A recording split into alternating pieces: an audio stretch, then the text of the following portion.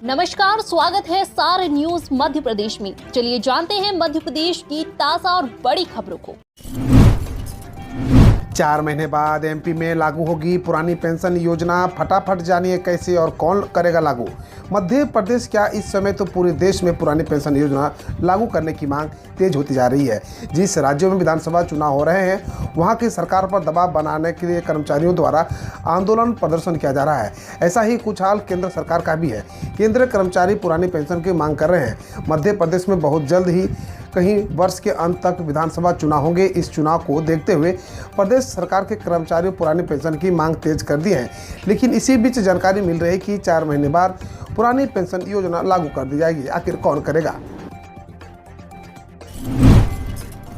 महिलाओं के लिए फिर बल्ले बल्ले। मन की बात बताने पर जीत सकती है 3000 का इनाम।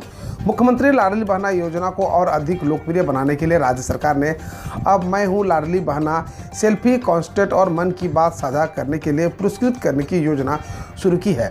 सभी पात्र बहन इस योजना के संबंध में अपनी प्रसन्नता और व्यक्तिगत सजा कर सके, इस उद्देश्य से मैं हूं लाडली बहना सेल्फी कॉन्टेस्ट का आयोजन किया जा रहा है।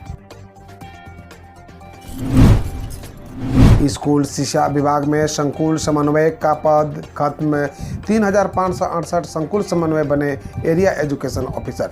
स्कूल शिक्षा विभाग ने अपने प्रशासनिक पदों की पुनर्रचना की है, जिसके अनुसार स्कूलों के प्रशासनिक व्यवस्था के लिए बनाया गया 25 साल पुराना संकुल समन्वय का पद अब खत्म कर दिया गया है। अब एरिया एजुकेशन ऑफिसर के नाम से इस पद की संरचना की गई है। राज्य सरकार के लोक शिक्षण के विभाग के आयुक्त की इस बाबत आदेश जारी कर दिए हैं। खास बात यह है कि एरिया एजुकेशन ऑफिसर सरकारी स्कूलों के साथ ही प्राइवेट स्कूलों का भी निरीक्षण कर सकेंगे। पिछले 1 दशक से यह प्रस्ताव लंबित था। 58,000 में से सिर्फ 22,000 सीटों पर एडमिशन, 36,000 सीटें खाली। मध्य प्रदेश शासन के उच्च शिक्षा विभाग द्वारा मध्य प्रदेश में संचालित 659 बीएड कॉलेजों में एडमिशन के लिए ऑनलाइन काउंसलिंग शुरू की गई है। फर्स्ट राउंड खत्म हो चुका है। कुल 58,000 सीटों में से मात्र 22,000 सीटों का एडमिशन हुआ है, जबकि 36,000 सीटें खाली रह गई है। जानिए मध्य प्रदेश के किस शहर में है ऐरावत हाथी के वंशज का मस्तक। 5 लाख साल पुराना है इतिहास। घूमने फिरने के लिहाज से भारत में एक से बढ़कर एक जगह मौजूद है। राजस्थान की खूबसूरत वेशभूषा हो, गुजरात की मीठी बोली, बिहार का प्रसिद्ध लिट्टी चोखा या फिर उत्तराखंड और हिमाचल की वादियाँ, यहाँ हर जगह और चीज़ मौजूद है जो दुनिया भर के पर्यटक अपनी ओर आकर्षित करती है। मध्य प्रदेश को हिंदुस्तान का दिल कहा जाता है और यहाँ एक से बढ़कर एक ऐतिहासिक और धार्मिक जगह मौजूद है। यहाँ घूमने के लिए पर्यटकों का आना जाना लगा रहता है। न्यायाधीशों को नहीं होना चाहिए खून का प्यासा। तल्ख टिप्पणी के साथ हाईकोर्ट ने खारिज किया मृत्युदंड। मध्य प्रदेश हाईकोर्ट ने अपने महत्वपूर्ण आदेश में कहा है कि न्यायाधीशों को खून का प्यासा नहीं होना चाहिए। अपराध की प्रकृति के कारण किसी को दोषी नहीं माना जा चाहिए।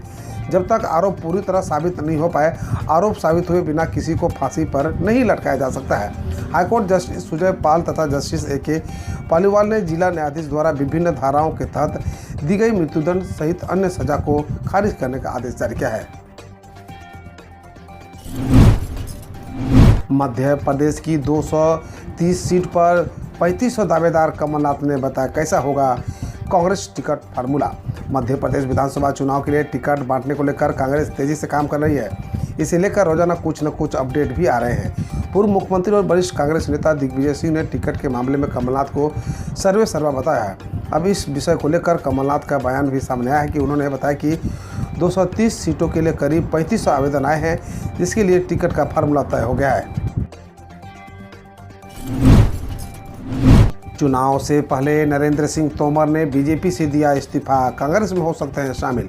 मध्य प्रदेश में बीजेपी को एक बड़ा झटका लगा है। मांधाता विधानसभा क्षेत्र में बीजेपी के दिग्गज नेता और मध्य प्रदेश पर्यटन विभाग के उपाध्यक्ष नरेंद्र सिंह तोमर ने अपने पद से इस्तीफा दे दिया है। आगामी विधानसभा चुनाव से पहले उनके इस्तीफे से सियासी गलियारों में हलचल तेज हो गई है।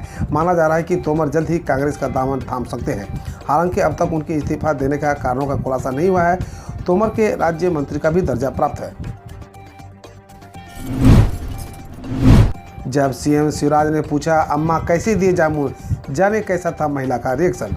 मध्य प्रदेश के सीएम शिवराज सिंह चौहान का रविवार को अलग ही अंदाज देखने को मिला। सीएम शिवराज शहडोल दौरे पर बीच रास्ते उन्हें एक महिला जामुन बेचती नजर आई। वो अपनी गाड़ी से उतरे और उस महिला के पास जाकर जामुन खरीदा और उस महिला का हालचाल भी जाना।